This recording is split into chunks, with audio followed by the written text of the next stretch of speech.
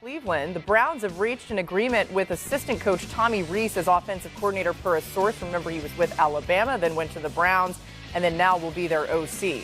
Still ahead on NFL Live, Scary Terry put on a performance against the Bucs defense Sunday, and Dan's back with the virtual goggles showing us how it all went down. I promise you don't want to miss this. It's coming your way next on NFL Live. Don't go anywhere. We'll be right back. We are tied at 2020. The playoffs are amped up a little bit more. This is a winning time moment. Snap to Daniels. He's going to run to his right.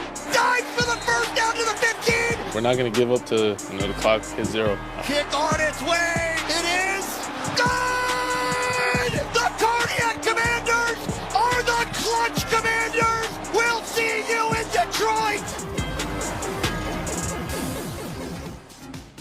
I can still remember the scouting report. Elite processor, wiry frame, but a big arm, and the kid never rattles. Dan Orlovsky was a draft prospect to remember. And I don't know if you've been watching, but this Jayden Daniels guy is elite too. How good is he? Dan's going to show us a play from his perspective thanks to next-gen stats and the Status Pro Visualizer, which allows the recreation of the play exactly as it happened in the game. Dan, go to work. Yeah, Hawk, you mentioned it's the right throw at the right time in the right moment, the game winner. I want to go become Jayden Daniels here, okay? So this is the 4th and goal, essential game winner. And I want to start everything with players over plays. Terry McLaurin by himself, I want to throw him the ball. So as a quarterback, Jayden gets the line of scrimmage. The first thing is, do I have a pressure issue where I'm going to be hot? So 1, 2, 3, 4. 4 defensive linemen. I'm not anticipating a pressure issue. Now, what's the coverage? Because I would love to throw the ball to McLaurin one-on-one, but as a quarterback, you peek out there and there's Antoine Winfield Jr. safety. You're like, okay, maybe not, and there's another safety there. So I'm thinking a middle field open zone defense. Well, where's the best place in this situation to attack that? It's going to be just kind of this back quadrant of the end zone. Now, 2 things are really important when you're going to do that. I want to go in this space, okay? Number 1, if you're going to throw this ball, we want the receiver to be 2 yards from the out-of-bounds marker so it gives us the most space. And then the second part is, as a quarterback, we say belt or lower, face mask or higher on the throw. Let's go back to being Jayden Daniels. The concept is going to be this. I want Terry McLaurin, we would call this sometimes Hoosier, back end line, and it's almost like I want to throw that ball as a basketball up high. That's that little bit of the back end line in route. And then the most important part of this is Austin Ekeler. Eckler's going to get out in what we call a quick check down. Now, knowing it's a zone defense, Jayden Daniels, one of 2 things. He's got to, in the huddle, say, Austin, you got to get out quickly for me if there's no blitz issue. And then you get to the line of scrimmage, and as you scan this area and say, I'm not anticipating a pressure, remind Austin, I need you to get out quickly, because here's the thing. This route by Terry McLaurin, you got to win on the route versus that corner, okay?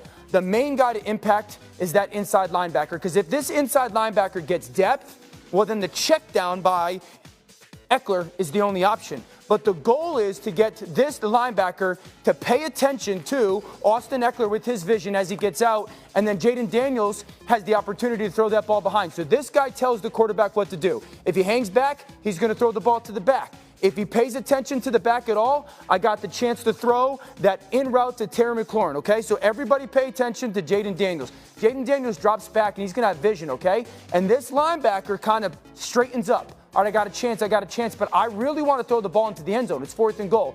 And as Antoine Winfield Jr. kind of vertically straightens up, he doesn't get back to this area, Terry McLaurin becomes a viable option. Now, here's the linebacker. If I'm Jayden Daniels, I want to sell to this linebacker. I'm throwing the ball to Austin Ekeler. I'm staring right at him. I need you to jump up in anticipation. I'm going to throw this check down and throw that ball to Terry McLaurin. Watch 45. He starts to drive right now, and I want to go be Terry McLaurin, okay? If you're Terry McLaurin, Jayden Daniels is starting to let go of that ball, and you see this linebacker driving, okay? Remember, I expect this ball, if you're McLaurin, to be where?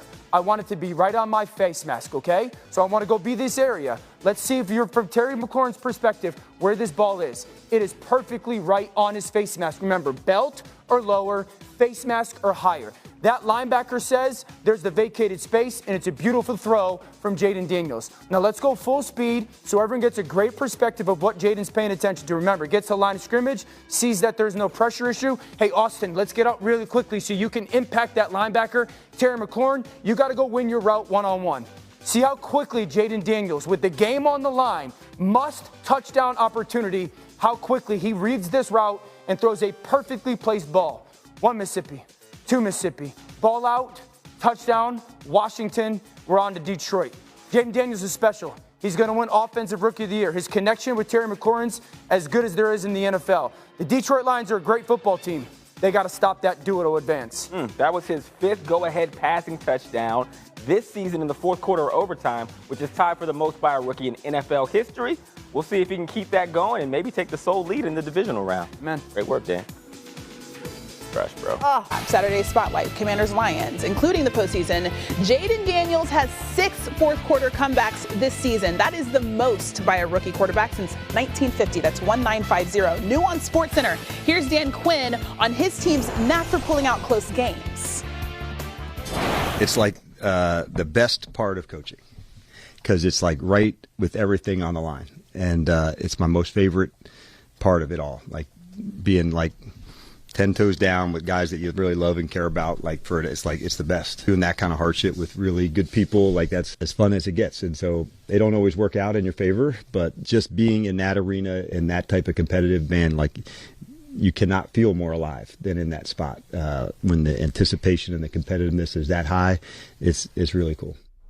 All right, Jeff, his team was a tough out on the road in the wild card round. The Lions are a different animal.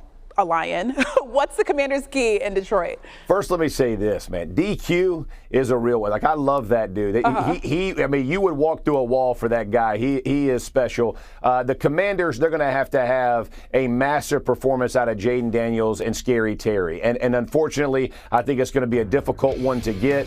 But you think about 17 and what he's capable of doing on the outside, the plays that he and Jayden Daniels have made, and then that allows Jayden Daniels to be able to run around, make plays with his legs, but their relationship is going to be massive. You're talking about the Lions who want to play man coverage on the back end, pressure with their forward, try to get kind of play sticky coverage. It's going to require the best performance out of Jayden Daniels and Terry McLaurin. Yeah, they combined for 12 touchdowns this season. That's 3rd most by any quarterback wide receiver duo. We'll see what they do in this matchup. Will it be a Hall of Famer in Deion Sanders, who has spoken with owner Jerry Jones about the head coaching vacancy? Sanders, who's just completed a 2nd season at Colorado, said the possibility is intriguing, but that he's also happy in Boulder. As we bring in our NFL insider, Dan Graziano. So, Graz, there's one candidate out in the open. We know it's prime. What can you tell us about some other candidates for the Dallas Cowboys? Well, Matt, they're still putting their list together. I mean, this is as of this time.